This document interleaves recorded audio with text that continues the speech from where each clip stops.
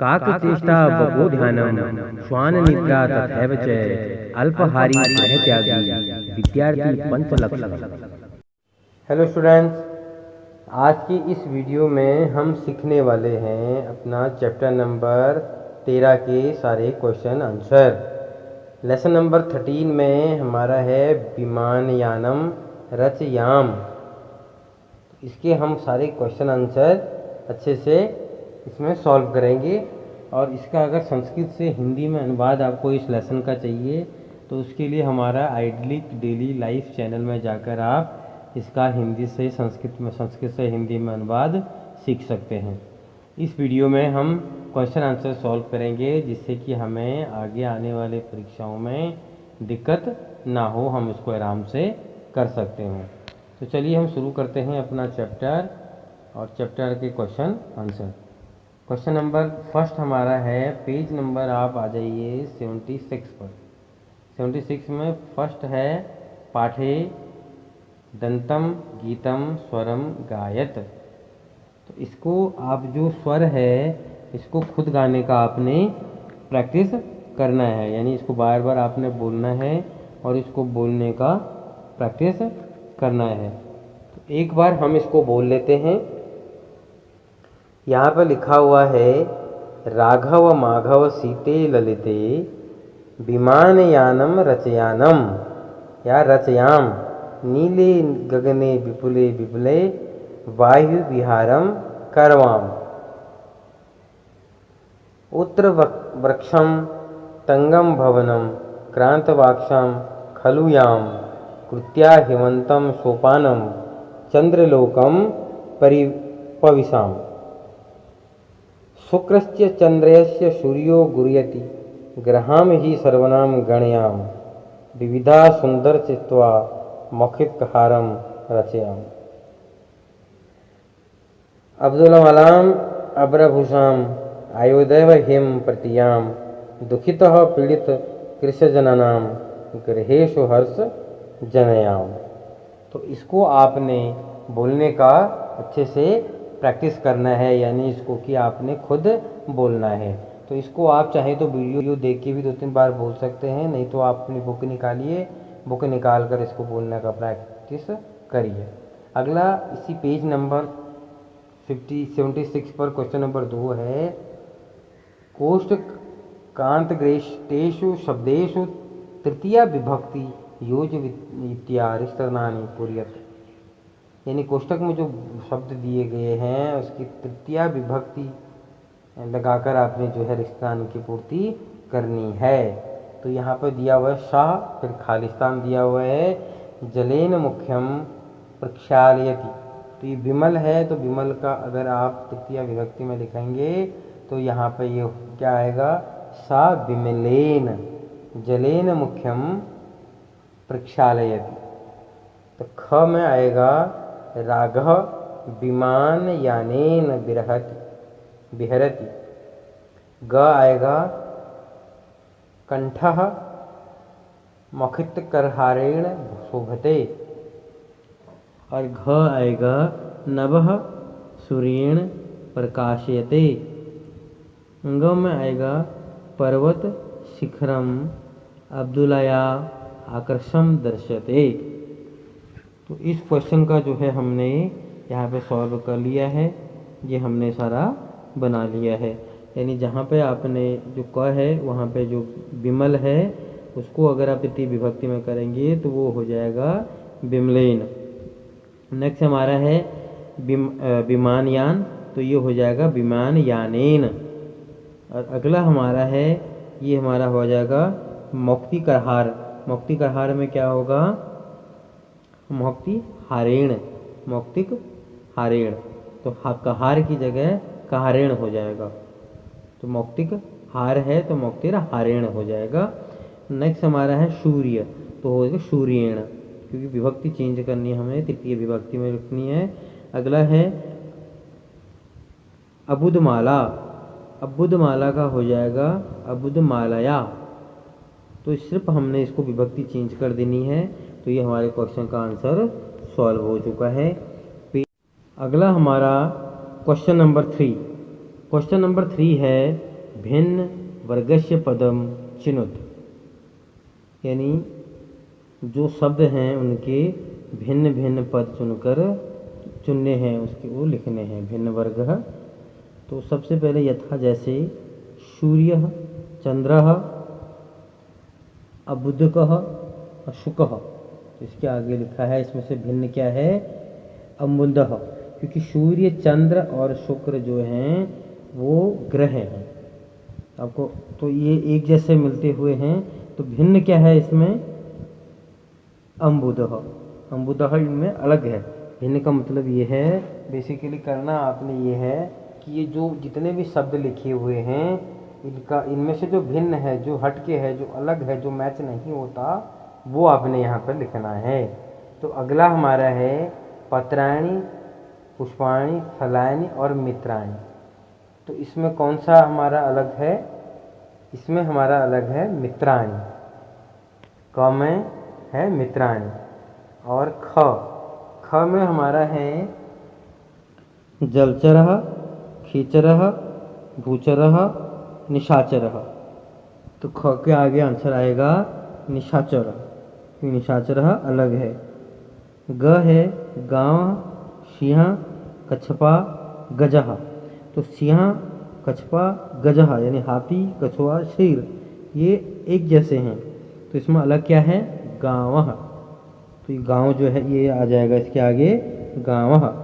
घ हमारा है मयूरः, चटकः, शुकः, मंडूकः। तो यहाँ पर हमारा आ जाएगा मंडूकः, क्योंकि मंडूकः जो है इसमें अलग से हटके है। अंग हमारा है पुस्तकालय, श्यामपटः, प्राचार्य और शौचिकः।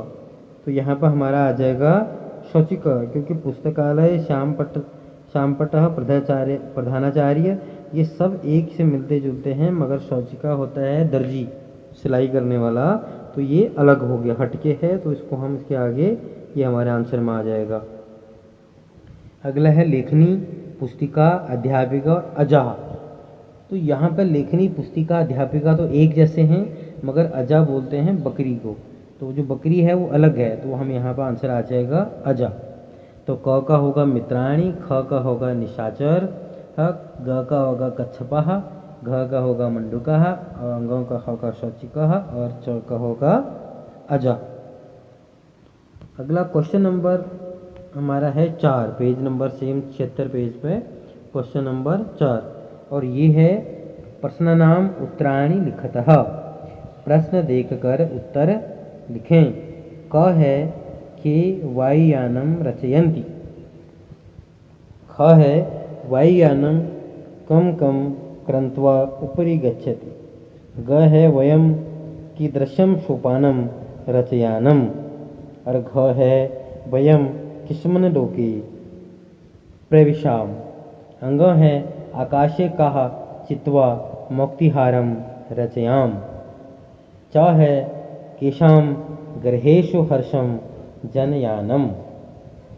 तो ये जो हैं हमारे क्वेश्चंस हैं, तो इनके हमने आंसर लिखने हैं।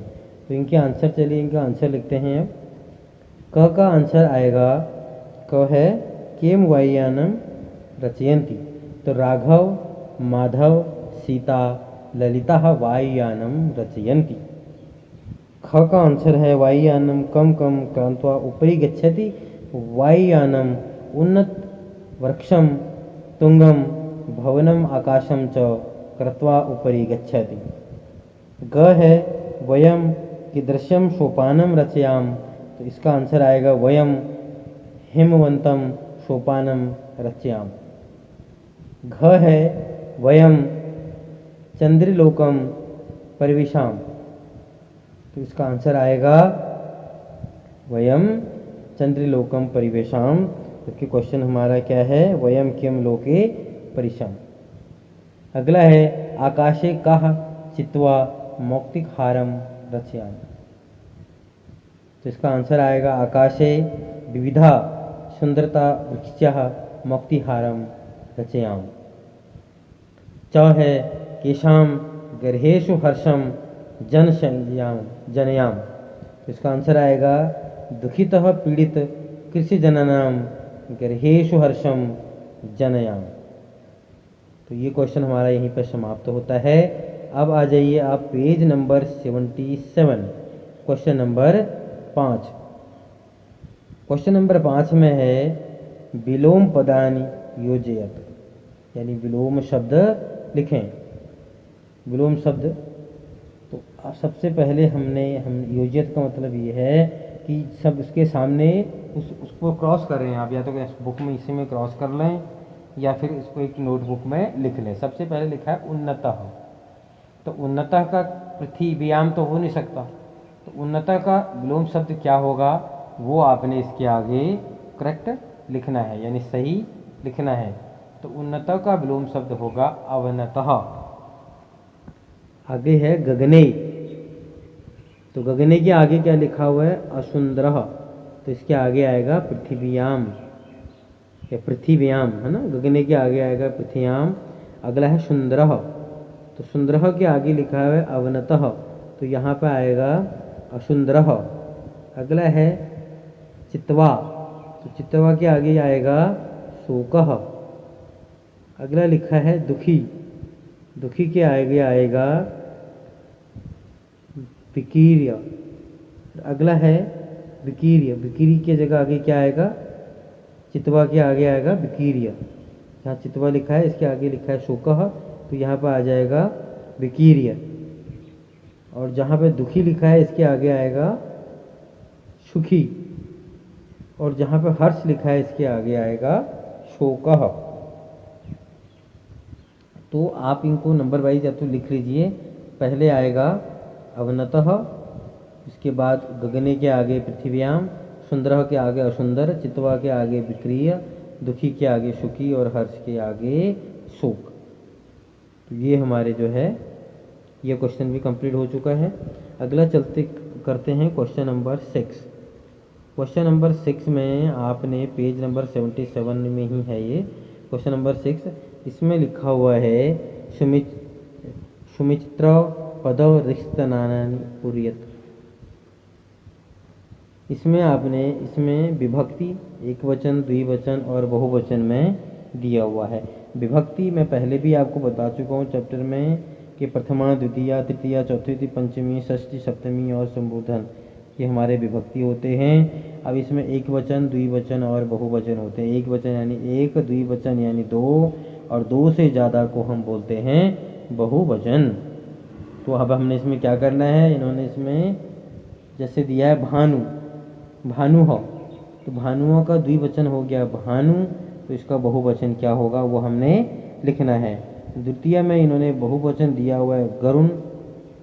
अब गरुण का द्वितीय विभक्ति में एक वचन और द्विवचन क्या होगा ये हमने इसमें लिखना है। तो आइए इसको सॉल्व कर लेते हैं। प्रथमा विभक्ति में भानु, भानुः, भानु और भानवः।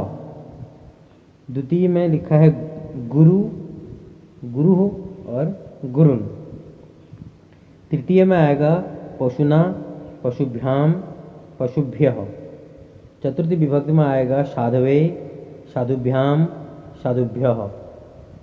पंचमी विभक्ति में आएगा वटो, वटुभ्याम, वटुभ्यः। षष्ठी में आएगा गुरोः, गुरुयोः, गुरुणाम। सप्तमी में आएगा, सप्तमी विभक्ति में आएगा शिशोः, शिशवः और शिशुः, शिशुषः। संबोधन हे विष्णु, हे विष्णु, हे विष्णुः।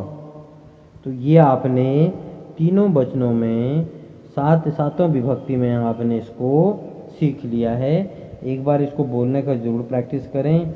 जब मैंने इसमें आपको क्लियर दिखा दिया है कि इस पूरा चार्ट बनाकर कि किस तरह से आपने ये बुक में लिखना है, और इसी तरह से इसको इजी वे में आपने रट लेना है। प्रथमा में जैसे भालु, भानुः, भालु, भानवः। गुरु, गुरु, गुरेण। पशुना, पशुभ्याम, पशुभ्यः। साधवे, साधुभ्याम, साधुभ्यः। वटो, वटुभ्याम, वटुभ्यः। गुरोः, गुरुयोः, गुरुणाम। शिष्यः, शिशवः, शिशुषु। अगला है संबोधन में आएगा हे विष्णु, हे विष्णु, हे विष्णु। तो इस तरह से आपने इसको अच्छे अपने दिमाग में बिठा लेना है। इनको अच्छे से रट लेना है। अगला हमारा क्वेश्चन नंबर 7। क्वेश्चन नंबर 7 है हमारा पर्याय पदानि योजयत, यानी जो पर्याय हैं, पर्यायवाची, वो अपने यहाँ पे लिखने हैं, उसके पर्याय पद लिखने हैं, शब्द लिखने हैं। जैसे गगने, तो गगने का क्या होगा? तो जैसे गगने का नीचे आकाश दिया हुआ है, तो गगन का होता है, गगन यानी आसमान, आकाश, तो गगन का पर्यायवाची आकाश तो हो सकता है, मगर जलद, निष्कारा, निर्मले और दिवाकर नहीं हो सकता। तो इसी तरह से आप इन पे या तो निशान लगा लीजिए और या फिर इसको एक नोटबुक में लिख लीजिए। गगने का आएगा जलदह। अभी गगने का जलदह, तो ये गलत है, तो आप इसके आगे से इसको हटाकर यहाँ पर हम लिख देंगे आकाशः। अगला है बिमले, इसके आगे आ जाएगा निर्मले। अगला है चंद्र, इसके आगे आ जाएगा निशाकरः। इसके आगे नेक्स्ट है सूर्य, तो आ जाएगा दिवाकरः। आगे है अम्बुदः, तो इसका आ जाएगा जलदः। तो ये हमारे पर्यायवाची शब्द हो गए। तो इसी के साथ ही हमारा ये चैप्टर यहाँ पे समाप्त होता है। इस चैप्टर को हमने अच्छे से कर लिया है। पर्यायवाची शब्द के लिए आप हमारे संस्कृत में पर्यायवाची शब्द के नाम से वीडियो बनी हुई है इस चैनल में, उसको जाकर आप अच्छे से एक बार पढ़ सकते हैं, जिससे कि आपको सारे पर्यायवाची शब्द और सारे विलोम शब्द याद हो जाएं।